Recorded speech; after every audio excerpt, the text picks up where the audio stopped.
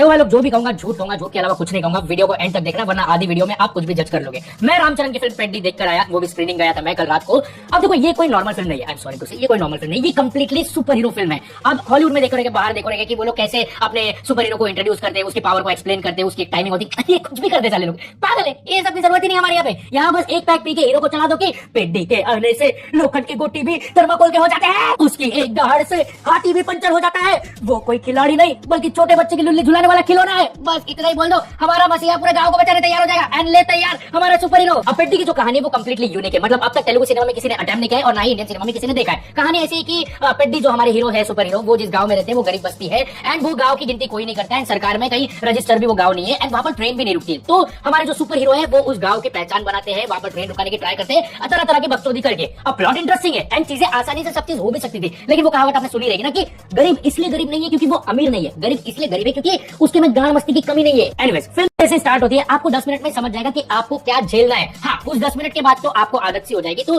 वो एक अच्छी बात रहती है फिल्म को लेके। अब जैसे कि मैंने आप लोगों को कहा था ना कि ये हमारा सुपर हीरो है, तो इसकी जब एंट्री होती है तो ये क्रिकेट खेलता है, लेकिन सुपर हीरो है, नॉर्मल क्रिकेट तो खेलेगा नहीं। तो अपने तीनों टांगों के नीचे से चौथी बैट घुमा के सिक्स मारता है तरह तरह जगह पे एंड वहीं पे आप इंप्रेस हो जाओगे। अब इतना मेहनत कर ले तो हमारे सुपर हीरो को चाहिए ब्रेक, तो ब्रेक के लिए वो क्या करेगा, तेज डांस करेगा। अब ऐसा हो गया ना कि गाने की स्पीड कम है, लेकिन हमारा हीरो तो ऐसा फास्ट फास्ट नाचेगा, ऐसा लगा कि उनके तीसरे टांग में मुंगी काट ली हो। मतलब उनको ऐसा लगा कि भाई मेरे को गाने से पहले जीतना है क्योंकि उसमें उनको विराट लोकल पकड़ना है। आप ऐसे ही सबसे बोले कि भाई रुक जा, आराम से नाच। अच्छा, अब सुपर हीरो का मूड बन जाता है तो उसको चाहिए रहती है सुपर हीरोइन। तो आपको भी पता है सुपर हीरोइन तो एक ही है जिनका मुंह से कोई लेना देना नहीं है। तो the one and only Janhvi Kapoor after Devara from Dongarpada is back. अब डायरेक्टर की इतनी क्लेवर और आर्ट राइटिंग, मेरे को नहीं लग रहा कि मेरे अलावा कोई और क्रिटिक समझ पाएगा कि डायरेक्टर ने जानवी कपूर को बोल दिया कि आपको हर सीन में आपको पल्लू निकाल के ही चलना है, क्योंकि जब तक सुपर हीरो आपकी नाभि नहीं देख लेगा ना, उसकी गहराई नहीं देख लेगा ना, तो उसको पावर नहीं मिलेगा। तो मुंह से ना लेना देना रखते हुए कैमरा फोकस सीधा उनकी नाभि एंड ब्रेस्ट पे ही रखते हैं, ताकि इससे ना ऑडियंस को ये ब्रीफ मिले कि देखो प्यार सिर्फ दिल से ही नहीं होता, कहीं और से भी होता है, आपको बस फोकस करना चाहिए। तो यही डायरेक्टर फर्स्ट हाफ में आपको इंट्रोड्यूस कराते हैं एंड फील कराते हैं। अच्छा, रिसेंटली जानवी कपूर देवरा के बाद भी मैंने एक इंटरव्यू में देखा कि वो बोले कि मुझे अच्छा लगता है जब तेलुगु सिनेमा से ऐसे काइंड ऑफ रोल्स मिलते हैं, उनको अलग लगता है। भाई कोई इस बहन को समझाओ कि सब रोल उनको तेलुगु इंडस्ट्री से जो मिल रहे हैं ना सेम ही है, बस हर फिल्म में उनका ब्लाउज बदल रहा है, उसकी फिटिंग बदल रही है। अच्छा, आपको देर से आने जो ओवर स्मार्ट लोग आएंगे उनको ना ये अभी जो मैं बताऊंगा ना ये प्रॉब्लमेटिक लगेगा, क्योंकि मेजर ऑडियंस को ये एंजॉयबल लगता है, तो आप भी वैसे ही बनो प्लीज। देखो, अब प्लॉट में क्या होता है कि जैसे कि हमारे जो सुपर हीरो है उनको जानवी कपूर की कमर से प्यार हो जाता है। इसके बाद वो प्यार में इतना डूब जाते हैं कि उनको प्यार ऐसे समझता है कि अब मेरे को इससे प्यार है ना तो मैं सीधा झपट के जाके चुम्मा लूंगा, फिर चाहे उसको मैं याद भी रहूं, मेरे से लेना देना रहने कुछ नहीं, मेरा चुम्मा लेना जरूरी है ताकि मैं चार्ज तो हो जाऊं। जैसे कि हम सब वाकिफ है कि कैसे most of the Telugu films में ऐसे ही हीरोइन को ट्रीट करके, ऐसे ही आई कैंडी बना के उनके कैरेक्टर्स का कोई लेना देना नहीं रखते हैं। तो जिस हिसाब से हर फिल्म में ऐसा ट्रिब्यूट दिया है, इस फिल्म में भी ऐसे ही ट्रिब्यूट दिया है। आई मीन बिना कंसर्न के चुम्मा लेके भाग जाता है एंड वो प्यार बताता है, जिसको आगे ये जस्टिफाई कैसे करता है सुपर हीरो मालूम है, ऐसा बोलता है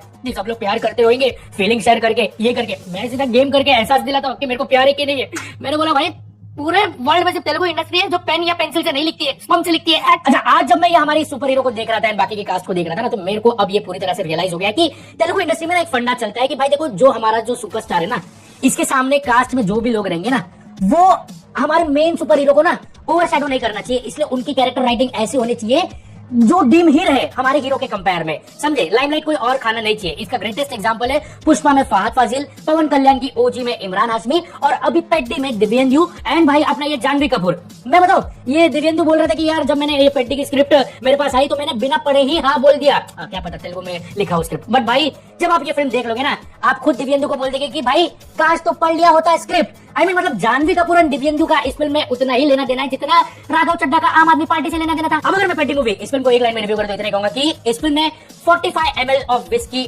पुष्पा मिलाया गया, फिर बाद में 50 ml of soda Salman Khan का सुल्तान मिलाया गया, और फिर बाद में 100 ml पानी भी चढ़ाया गया तेलुगु टेम्पलेट डाल के, जिसको मिला के ऐसा पैक बना जो आपके अंदर उतरते ही ऐसा नशा हो जाएगा कि नशे में आप बोल दोगे कि भाई आज तेरा भाई रिफंड मांगेगा इससे। ये फिल्म को लेकर मैं बोल रहा हूँ ना, इसमें रामचरण की गलती नहीं है, इसमें रामचरण का मिस्टेक है कि उसने ये फिल्म साइन ही क्यों की। बिकॉज ये जो डायरेक्टर है इसकी ये दूसरी फिल्म है, लेकिन डायरेक्टर कोई विजनरी था ही नहीं, वो वही फॉर्मूला कर रहा था जो तेलुगु फिल्म इंडस्ट्री में चलते आ रहा था। आप तमिल तेलुगु के जितने भी नए नए फिल्म मेकर्स है, आप उनकी फिल्में देखो, उनका पहला अटेम्प्ट ये बता देता है कि भाई ये ना आने वाले टाइम में ना मां बहने कर देगा। मतलब ये इतना विजनरी है ना, जिसको लेकर ना बड़े बड़े लोग घुस रहे कि भाई तू मेरे साथ कोलैब कर, मेरे साथ कोलैब कर, क्योंकि तू कुछ अलग ही फाड़ेगा।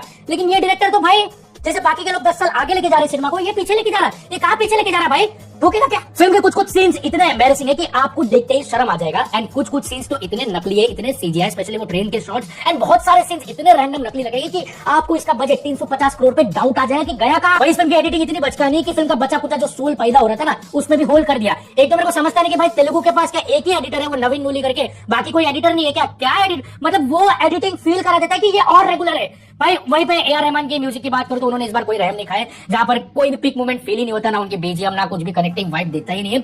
एक भी कोई रिटर्न ऐसा सोलफुल बीजीएम चलता भी नहीं जहां पर आप उसको कहीं पे भी सुन लो आपको सडन गूज़बम्स आ जाए, ऐसा कुछ नहीं है। बस वो रैंडमली चिकरी चिकरी सॉन्ग आता है मोहित चौहान की आवाज में, वो एक वाइब देता है, एंड रामचरण का उसमें डांस स्टेप अच्छा लगता है, वो ही एक बेस्ट पार्ट है। बाकी म्यूजिक तो आई एम सॉरी टू से, एक बीजीएम भी वायरल हुआ ना तो भाई मैं ब्लाउज पहन के रिव्यू करूंगा। मैं बोलूंगा जब इस फिल्म का क्लाइमेक्स आएगा ना तो आपको इनका इंटेंशन अच्छा लगेगा, मैसेज देने का, मोटिवेट करने का, बट भाई एग्जीक्यूशन तो सीखो।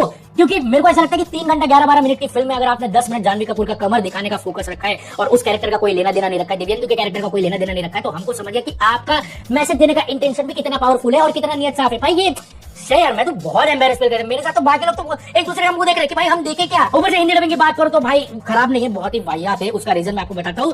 देखो रामचरण ने ना बीच बीच में खुद की आवाज में डब किया है और कहीं कहीं पे उनके कैरेक्टर को कोई और डब कर रहा है। वहीं जिस हिसाब से भोजपुरी एक्सेंट डाला है वो जो बीच बीच में छूटता जा रहा है एंड पकड़ते जा रहे हैं एंड कहीं कहीं डिम लिपसिंग हो जा रही है, क्या हो रहा है? आप बोलोगे कि यार ये पूरी की पूरी तरह ऑफ ले गए फिल्म को। पूरी फिल्म देखना मैं इसलिए ये सोच रहा था कि यार डायरेक्टर ने रामचरण को स्क्रिप्ट कैसे सुनाई लगे कि राम गारू आपको ना इस बार चेहरा देख के नहीं ना भी देख के प्यार होगा, आपको ना लाश पकड़ के 40-50 लोग को मारना रहेगा। रामचरण बोले भाई वाओ ये तो फ्रेंच सिनेमा है, ये तो आर्ट है, बस पुष्पा के मेकर्स को बताना नहीं, वरना उनको लगे उन्होंने हमारा कॉपी कर लिया पास में जाके। सोरल पेड्डी देखो यार रामचरण ने ना खून पसीना मेहनत सब बहाया है, बट भाई डायरेक्टर ऑडियंस का बम बहाने के पीछे ही थे। मेरे को समझे नहीं कि वो क्या कर रहे थे। ये रामचरण के फैंस के लिए एक ट्रीट रह सकता है, लेकिन एक नॉर्मल ऑडियंस जो जाएगा ना एंजॉयबल कमर्शियल सिनेमा को एंजॉय करने के इरादे से भी, तो वो भी हर सीन को इतना डम और इलॉजिकल पाएगा कि मैं बोल रहा हूँ ना, अगर आप किसी भी सीन का 10-10 मिनट का टेक भी निकाल के उस पर वीडियो बनाओगे ना तो 20 मिनट तक रोस्ट करोगे आप, वो इतनी डम सीन्स है।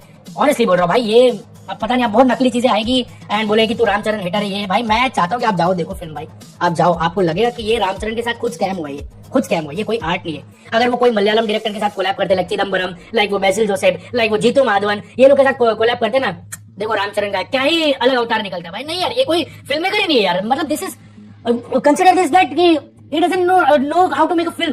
कसम से आपको यही रियलाइज होगा। हाँ एक दो ट्रांजिशंस आपको अच्छे लगेंगे, वो कुछ स्टाइलिश भी लगेगा, इवन कैरेक्टर को भी स्टाइलिश करने का क्रिएट किया, लेकिन वो कहीं ना कहीं ऐसा लगता है कि यार अल्लू अर्जुन पुष्पा का ट्राई कर रहे हैं, ऐसा ही फील होता है।